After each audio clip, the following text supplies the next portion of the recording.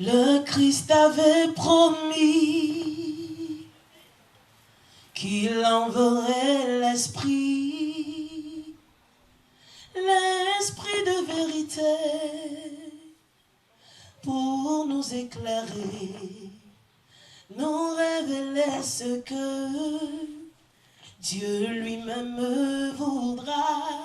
Venu dans le cadre de la 8e édition du programme 10 heures dans sa présence, Menda Aliza, de son vrai nom Myriam Koulibaly, chantre de l'Éternel, présente son premier album sorti en 2022. Composé de 14 titres, cet album est intitulé Saint-Esprit. Ma source d'inspiration est par de l'appel que j'ai reçu du Seigneur. Donc tout ce que j'écris, mon but c'est de ramener les cœurs à Jésus-Christ. Quand on écoute ma musique, il faut qu'on sente le besoin de revenir à Dieu. C'est l'Esprit de Dieu qui m'inspire les chants en fonction du besoin des hommes au moment où il me donne ces chants.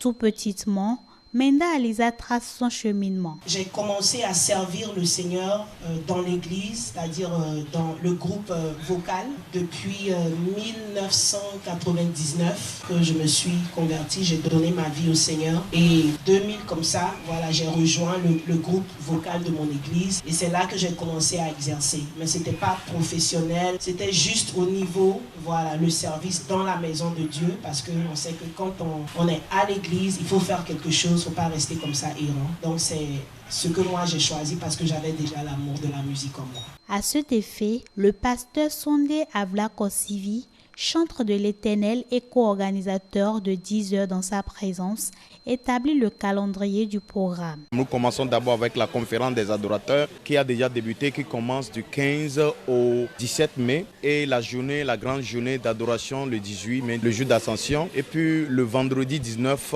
c'est la nuit des intercesseurs, mais particulièrement nous avons ajouté la conférence des femmes qui sera le lundi 22 parce que nous avons vu que les femmes sont tellement nombreuses chez nous à l'église. Quand vous allez dans la plupart des églises, il y a majoritairement des femmes. Donc on a besoin d'équiper les femmes afin de pouvoir prendre leur vie en charge et aussi contribuer au développement de notre nation et que ce soit de l'église aussi et au niveau de leur famille. Et particulièrement aussi cette année, nous avons ajouté une visite à un orphelinat qui est à Grand Popo. Nous allons visiter cet orphelinat et apporter de la joie à ces enfants démunis qui sont sans père et sans mère aussi. Sous la coupole du Saint-Esprit, c'est le thème retenu cette année pour le programme de louange et d'adoration. Notons qu'il se déroule chaque 18 mai, jour de l'Ascension. Le Christ avait promis qu'il enverrait l'Esprit, l'Esprit de vérité, pour nous éclairer, nous révéler ce que Dieu lui-même voudra.